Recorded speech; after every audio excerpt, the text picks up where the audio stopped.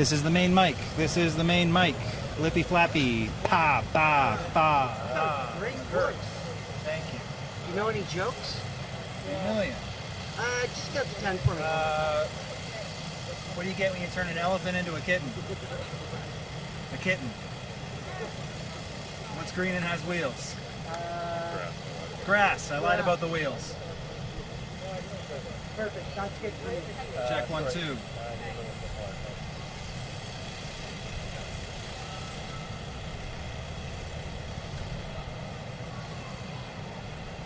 Check 1, 2. If you sink. Ha! Check 1, 2, 1, 2, 1, 2. Fixing the headphones. Got knocked over all the time with these headphones. This is too hot. Done low.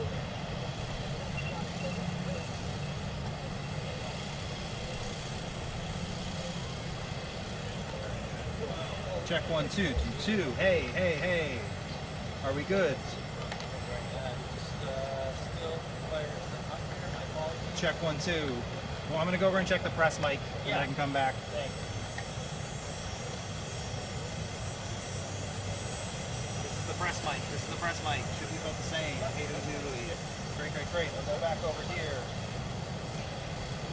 Hey, how you doing? Smells like Jazz Cabinet. Welcome to Toronto. Check 1, 2. Great. I'm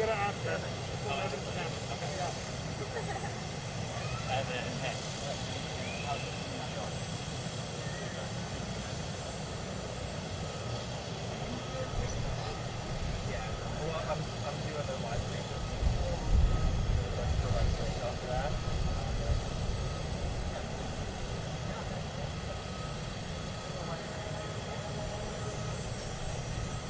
Well, the Holy Spirit.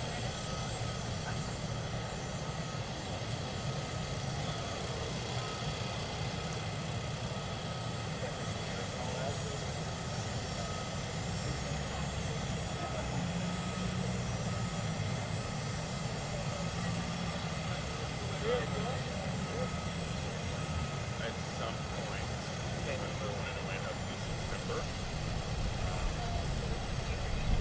we will have to put the platform on research as the number one.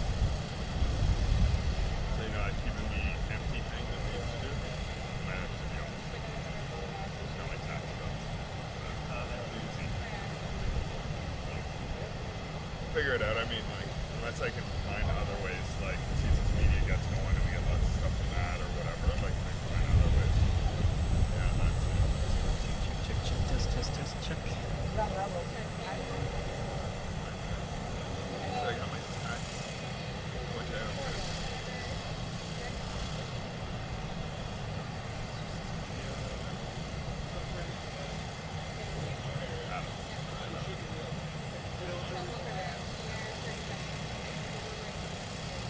Set a fire limit in advance.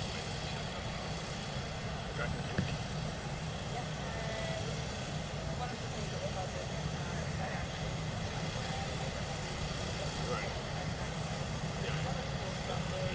Recording in progress. Yeah. I have meeting with Christopher. Yeah. Can I get you to spot him? Chris might give you sure. Yeah, you're good.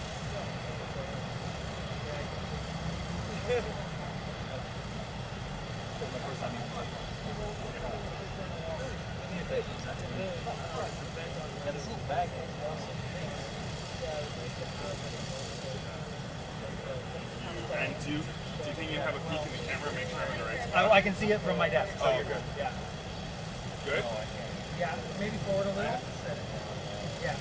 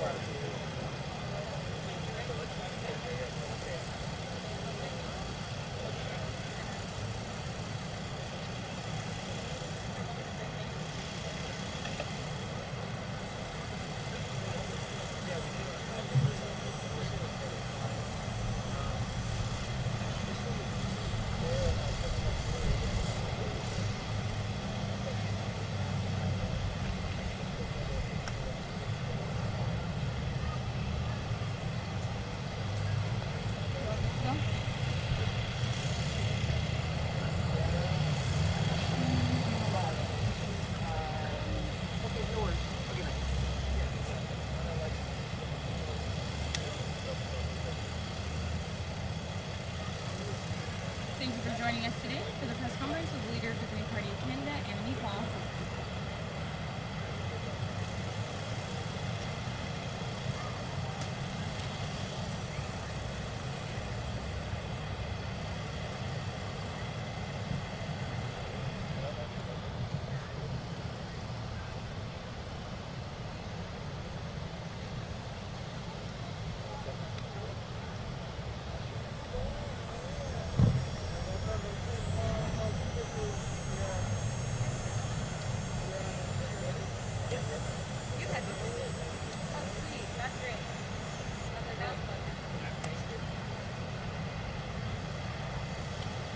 Bonjour tout le monde.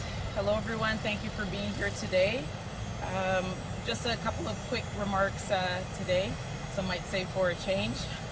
I'm here on the traditional territories of the Mississauga, of the Credit, the Anishinaabe, the Haudenosaunee, and the Huron-Wendat. Je suis ici sur les territoires traditionnels des Mississauga, Anishinaabe, Haudenosaunee, and Huron-Wendat. We're here in beautiful St. James Park. We're here today because I had the honor and pleasure of visiting one of our local mosques earlier today, not that long ago. It was a privilege to be with them. It was a privilege to hear the imam's sermon to his congregation. Our community here is a Muslim community in Toronto Centre, is incredibly vibrant, incredibly committed to the community. C'était un vrai plaisir d'être ici aujourd'hui, juste de l'autre côté de la rue, avec une des mosquées de notre communauté, et d'entendre les paroles de l'imam vers le rassemblement aujourd'hui.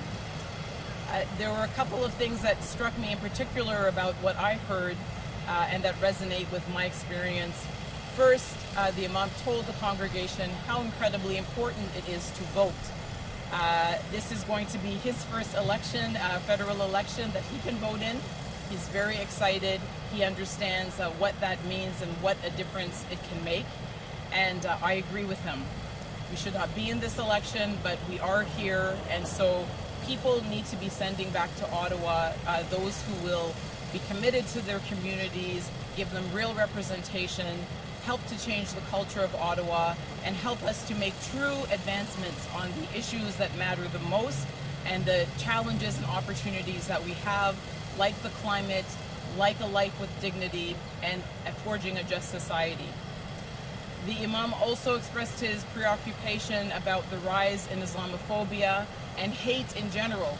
He also mentioned other groups. He also mentioned anti-Asian hate, anti-Black hate, anti-Semitism, and acknowledged what we all know, which is that there is a rise. Alors, la reconnaissance qu'il y a une augmentation dans la haine, dans les personnes qui sont ciblées à cause de leur identité, est quelque chose qui préoccupe moi et aussi les membres de notre communauté. And for a community that has been so involved in food programs and food delivery and seniors help, to feel less comfortable in their community is a very sad thing. Alors, il a parlé de ça, et puis moi, quand j'ai eu ma chance à adresser les rassemblements, j'ai dit que oui, moi aussi, je le reconnais. I said that I also understood what he was feeling and the preoccupation. I mentioned a story from my family's history and my background, my childhood. I grew up in a Toronto where my class was filled with Christians and Muslims and Jewish people and agnostics and atheists and Buddhists and people from around the world and from a variety of cultures. And we grew up together, we grew up in trust. And so seeing any of that fall apart is very difficult to see. One of the things that I mentioned was that I grew up with many Muslim girls and had and have many Muslim women friends, many of whom wear hijab. As I grew up with those girls who became women, was never a symbol of subjugation. And the women that I knew who chose as adults to wear hijab and made that choice for themselves, even when their mothers didn't, these were feminists. These were women that wore hijab as a signal of faith and a signal of strength. And to view it in another way is problematic in a country as diverse as ours, and I certainly do not view it that way. And any law that says that a woman should be ashamed of her choice to wear hijab, and that there is any job that she cannot have and should not have because she wears hijab, is simply wrong. It violates our fundamental rights, it violates universal rights, it violates our charter, and it is a loss to all of us. Because if you cannot know that your child can sit in a classroom with the very best teacher because that teacher might wear hijab, then your child is losing out. As my child would have, because his first teacher, when he went to school in Toronto, in a public school, was a woman who wore hijab. And she was one of the best teachers that he ever had. Alors, il faut assurer que nos lois, que nos politiques sont des politiques qui créent la cohésion sociale, qui renforcent notre rassemblement, qui renforcent notre démocratie et qui protègent les droits des minorités. Finally, a couple of words on Afghanistan. I will be coming back to this theme over and over and over again. We heard the press conferences today from various ministers, and we heard the answers from the Prime Minister. Yesterday, I had the honor of speaking alongside two members of the Canadian Campaign for Afghan Peace. They made it very clear that what we heard today was simply not correct. There are people who are stuck in Afghanistan, trapped there through red tape. There are people who are trapped there with no reasonable means of getting out. There are people who are trapped in Afghanistan who have not been able to communicate with our officials. They haven't even been able to communicate with their own families. So the idea that everyone now has a line of contact to Canada is simply not correct. We know that there are many thousands of Canadians, Canadian permanent residents, and Afghan support staff who helped our military and diplomacy that remain trapped in an extremely difficult situation with no immediate prospects of evacuation. Alors, nos citoyens sont coincés là en Afghanistan, sans aucune possibilité d'être sauvés, sans aucune possibilité réelle d'évacuation en ce moment. We are asking people to either hide or to take the risky journey to get across the border. And these are impossible choices for people, and of course they are terrified. And I would say to Mr. Trudeau and to his ministers, those who spoke today and reassured people and asked people not to lose hope, how is it that they can keep hope when you're not doing all that you can?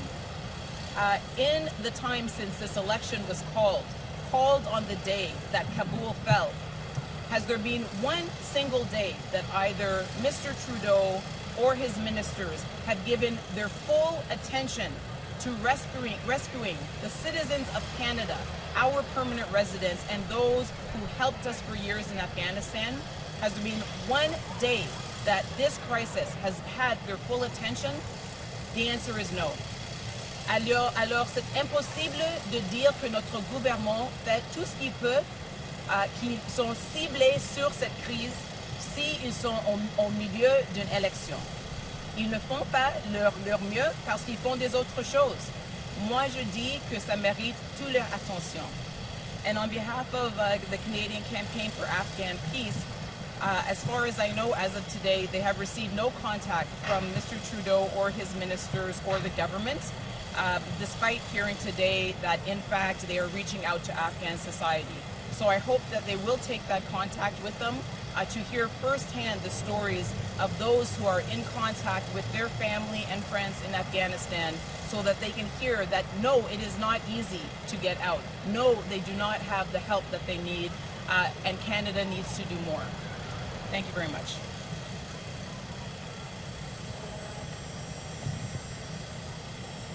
Thank you for joining us for today's press conference. I'll take this opportunity to ask if anyone has any questions online.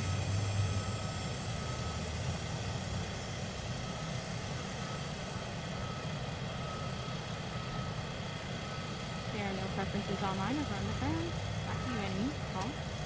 Thank you very. Oh, take this out then. Thank you very much. Merci beaucoup d'être ici avec nous aujourd'hui. And I hope that by tomorrow there's more good news for our citizens in Afghanistan and those who we have committed to taking care of. Thank you very much. One question. Oh, yes. Sorry about that. Sure. Will you continue to campaign regardless of what the Liberals decide to do in the election? Your campaign will continue? So what I said yesterday is that yesterday, for those who weren't paying attention yesterday, yesterday was the day that our evacuation ended. Yesterday was the day that our last flight left from Kabul airport. And so as far as I was concerned, yesterday and that 24 hours was a period for every single political party to be thinking about what we could do individually and collectively to save the Canadians that remain trapped in one of the most dangerous places in the world, and the people who helped the Canadians who went and served so bravely there. And so I did that yesterday. I canceled my events. Today I went just a few hours ago, less than a few hours ago, to address the mosque on this particular issue, where, as you can imagine, there is a great deal of concern. Other than that, I respected that. We can see from the announcements that other leaders have made, and I'm saying in particular the Prime Minister and his ministers, that this crisis has not had their full attention. It has not had the attention it deserves, and that is to the shame and embarrassment of all of us as Canadians. I'm asking every single Canadian, our voters, and those even who are not voters, to please insist that our government respect its duty. Please insist that our government honor the sacrifice of our military personnel, the sacrifice of the Afghans who fought alongside them, and all of the commitments that we made to our various helpers. Please make sure that they do, because as we can see, their attention is elsewhere, and it should not be at this time. Thank you very much. Or they can send me in if Mr. Trudeau is too busy with other things to be able to give this his full attention. He and his ministers can send in those who are willing to do so.